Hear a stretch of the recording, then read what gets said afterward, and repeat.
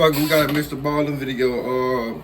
I won't go hit y'all with a Mr. Ballin video today, but I said I'm gonna drop 3 videos. I ain't like this thing, but like when I react to something, if y'all didn't put in a request or y'all put in a request, sometimes when I'm just chilling and bored, ain't got nothing to do, I just go look at the comments and see who all comment on my stuff. Speaking of comments, hey, I love how y'all be, you know what I'm saying? Y'all be rocking with me in the comments when somebody, you know what I'm saying, they ain't used to my channel, come over here acting wrong. You feel me? I love y'all for that. That's love. You feel me? I love it. I love it. I love it. But yeah, man. But when I do a video, man, or do some y'all requests, like if I don't see no good requests, I normally I'll type it up. If I don't see, you know, so they got that many views, views on whatever y'all request, I really don't react to them. I just find my own videos to react to. But sometimes I do, or sometimes I really don't see y'all people shit. Like I say, when I get bored and I look up, you know what I'm saying, I be trying to, you know, figure out new stuff on my channel and shit like that. I go back and look at comments and shit, or sometimes comments come through my phone. Well, they come through my phone anyway, but someone do, someone don't. And but yeah, man, I don't got Mr. Ballin video, man. Top 3 stories with disturbing backstories, part 20. Let's see what we're Today, I'm going to share with you 3 progressively more disturbing stories, and at the end of each of them, I will share the photo or photos that are famously associated with them. But before we get into today's stories, if you're a fan of the strange, dark, and mysterious delivered in story format, then you come to the right channel because that's all we do, and we upload 3 or 4 times every week. So if that's of interest to you, please offer to house sit for the like button, and while you're there, split all of their 2-ply toilet paper into 1-ply. Also, please subscribe to our channel and turn on all notifications so you don't miss any of our weekly uploads. All right, let's get into today's stories.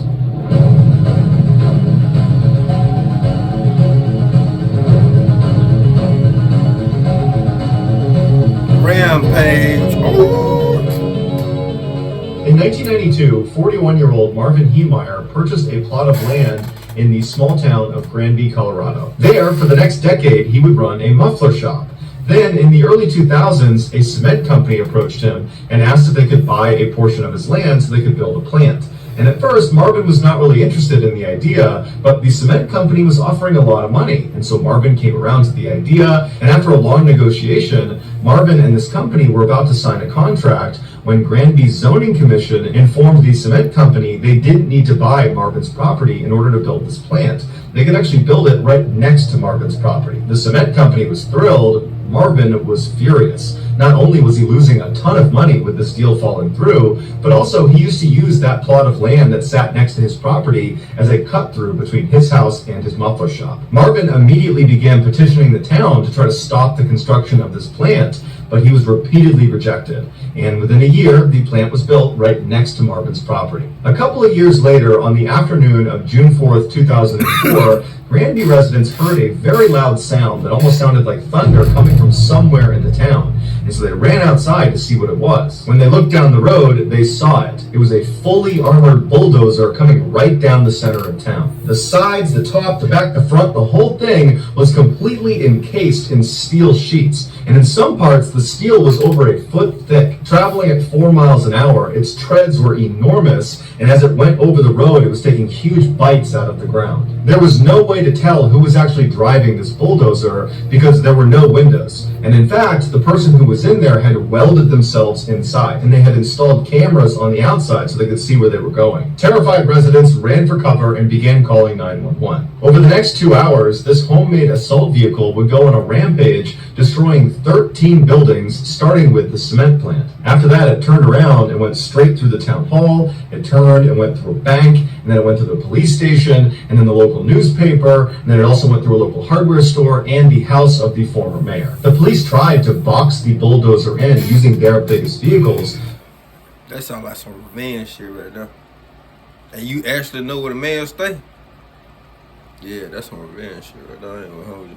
but it just easily pushed them aside. SWAT team showed up and began engaging this vehicle with their largest caliber armor-piercing rounds, but none of them went through it. Finally, one of the treads on the bulldozer got stuck in a basement, and it kind of tilted the machine on its side, and it couldn't go anywhere. And then very shortly after that, the engine finally died. It would take authorities 7 hours to finally cut through the armor of this Killdozer. 7 hours? When they looked inside, they found that Marvin was the one driving it, and he had taken his own life. Marvin had spent the past year and a half building up this bulldozer specifically so he could seek revenge on the zoning committee as well as other town officials that he felt screwed him. Marvin was the only fatality, but before he died, he caused over $7 million in damages. Here are some real images of Marvin's kill.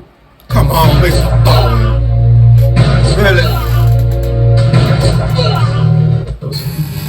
God damn, that motherfucker would be. Pause. Pause on that, for real. Pause. Real images of Marvin's Killdozer.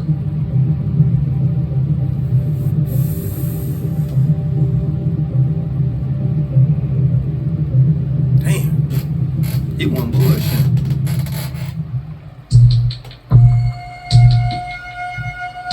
On the evening of December 19th, 2016, 62-year-old Russian ambassador Andrey Karlov was ushered into a famous art museum in Turkey. There, Andrey was going to deliver a speech at the opening of an exhibition of Turkish photography that featured the Russian countryside. Andrey had been a Russian government employee for the past 40 years, spending much of his time in North Korea, but in 2013 he took this post as the ambassador to Turkey. Although he was a seasoned diplomat, he knew there was a lot riding on this visit. His appearance there was following several days of protests by Turks against Russian involvement in the Syrian civil war. Andrey was there to ease the strain in Turkish-Russian relations as officials from both countries met to broker a ceasefire in Syria. As Andrey made his way across the room, he had a lot of things on his mind, but one thing he wasn't concerned about was his own safety. The museum had state-of-the-art security cameras, and everyone who was going to be attending his speech had been carefully screened and vetted. Andrey was also protected by his own personal bodyguards that were these men in dark suits that fanned out around him as he stepped up to the microphone. The bodyguard who stood directly behind him was 22-year-old Melvin Altuntaş. He was a Turkish native who for 2.5 years had served on an elite riot police unit,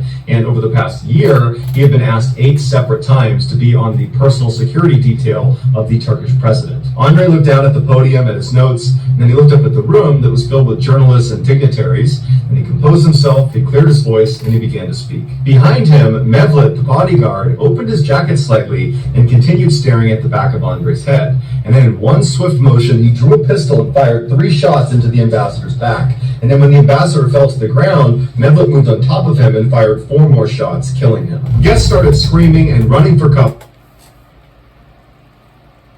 Oh, shit. What the fuck the other security guard do? They just looked there and let him do. What the fuck? Back. And then when the ambassador fell to the ground, Mevlut moved on top of him and fired 4 more shots, killing him. Guests started screaming and running for cover. Meanwhile, Mevlut pointed his finger into the sky and yelled, "Do not forget Aleppo, do not forget Syria." And then he began walking around the exhibit, smashing the pictures on the wall before Turkish security forces showed up. There was a gunfight, and Mevlut was killed. It would turn out Mevlut was not a part of Andrey Karlov's security detail. He was actually off duty, but had used his police credentials to get into the exhibit hall. His exact motive for the assassination is unclear. Some think it was revenge for Russia's targeting of rebel-held areas in Aleppo. Others say the shooting was designed to disrupt warming relations between Turkey and Russia. But regardless of why it happened, what the world remembers from this event is the award-winning photograph that was taken of Mevlut immediately after he committed the attack. Here is that photo. He stood over his ass. Damn. On TV? In the fall of 2015, 21-year-old Otto Warmbier was a gifted student at the University of Virginia. He had a passion for seeing new and faraway places, and so one day when he was on campus and he saw an ad for a trip going to one of the most secretive places in the world, North Korea, he jumped at the opportunity to go. The tour was being run by a group called the Young Pioneers, whose slogan... They laws up there is a whole different from down here. I'm not going up there. Messing with them folks. Something so look, you could take a picture of something, like a statue, and you gonna get punished for it. I seen that on one story before. For a trip going to one of the most secretive places in the world. I thought that was South Korea, North Korea. It was South Korea. The opportunity to go. The tour was being run by a group called that was South Young Korea, Pioneers. it's The slogan was, "We take you to places that your mother would rather you stayed away from." But they promised their tours were totally safe. Initially, Otto's parents had the opportunity to go. The tour was being run by a group called the Young Pioneers, whose slogan was, "We take you to places that your mother would rather you stayed away from." But they promised their... I wouldn't even went. I wouldn't even went. I'm just being honest. I went. Hey, a name like what he said? The opportunity to go. The tour was being run by a group called the Young Pioneers, whose slogan was, "We take you to places that your mother would rather you stayed away from." But they promised their tours were... I would have stayed away from it. I wouldn't even went. I wouldn't even went. Totally safe. Initially, Otto's parents were not too keen on the idea of their son going to North Korea, but when they saw how excited he was about going on this trip, they ultimately said, "Okay, we'll let you go." On December 29, 2015, Otto met up with the other 10 members of this tour group at the airport. They all climbed inside of an old Soviet jet, and they took off for North Korea. 15 hours later, they arrived at Pyongyang International Airport, and as soon as they got off the plane, the North Korean border police came right up to them, confiscated their cameras, and then checked their phones for any subversive material. After a few tense minutes, they gave them their phones back and allowed them to leave. The group went straight to their hotel, and before they went inside, they noticed a clearly anti-American billboard right outside. And it made the group very uneasy because they were all American, but they collectively decided that this was just part of the experience. Why I wouldn't have took my motherfucking hand down there. Obviously, some people don't know their history, or they know it just texting me, because I wouldn't go down there rough on it. I'm just letting that be known. And they shouldn't be worried or concerned about it. And before long, they had totally let their guard down, and they were out enjoying the sights and sounds of the capital city. At one point, Otto and some others even got into a snowball fight with some North Korean children. By New Year's Eve, the group felt completely normal walking around North Korea, and so they headed to this huge party at Kim Il-sung Square with thousands of other North Koreans. And then after that was over, they headed back to their hotel and continued to drink. The hotel they were staying in was designed to entertain foreigners. In addition to their bar and 5 restaurants in the lobby, they had a massage parlor, a sauna, a bowling alley.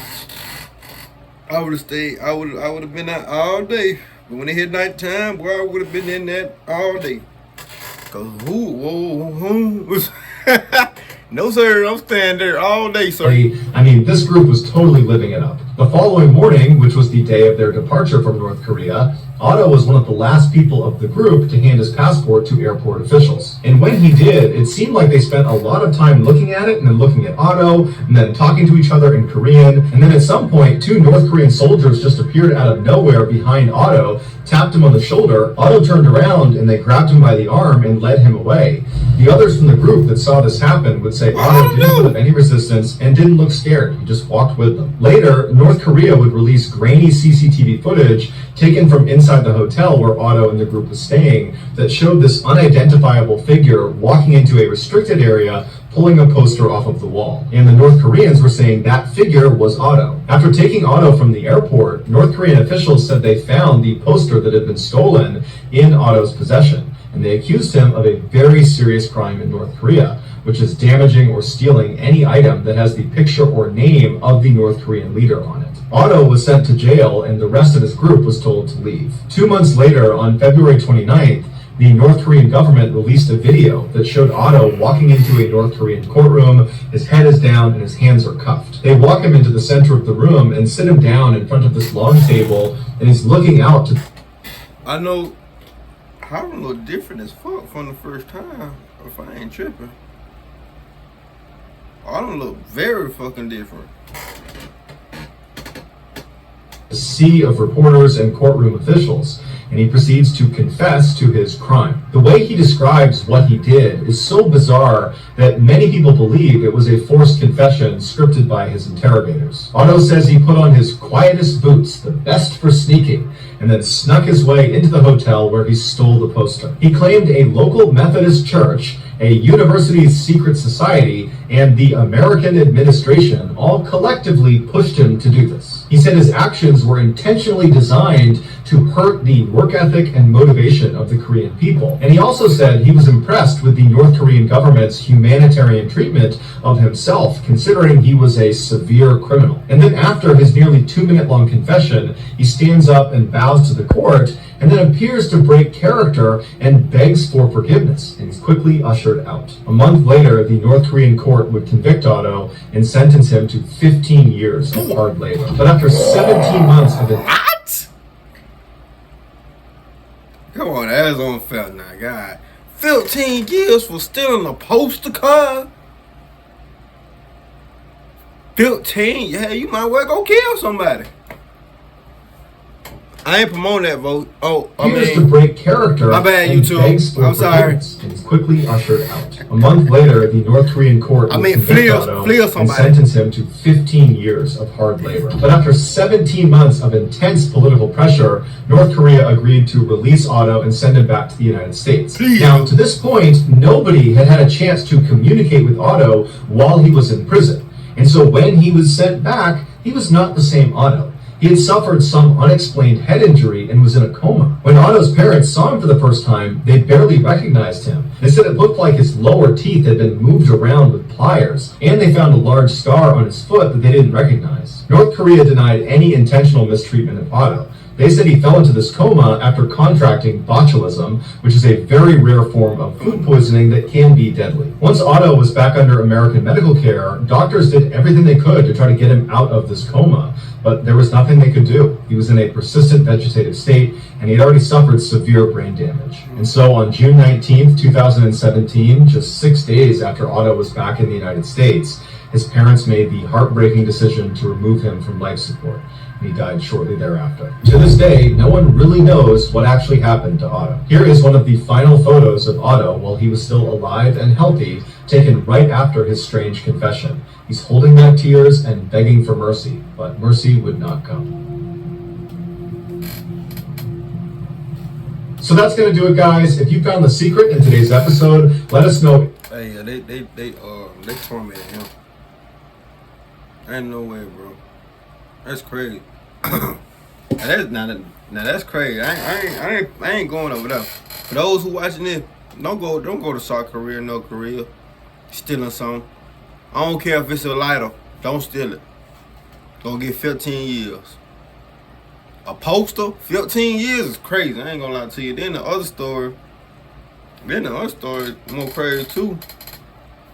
Dude that right here, shoot dude in the back. In the back of the head, when other people right there, his other security's right there, you feel me?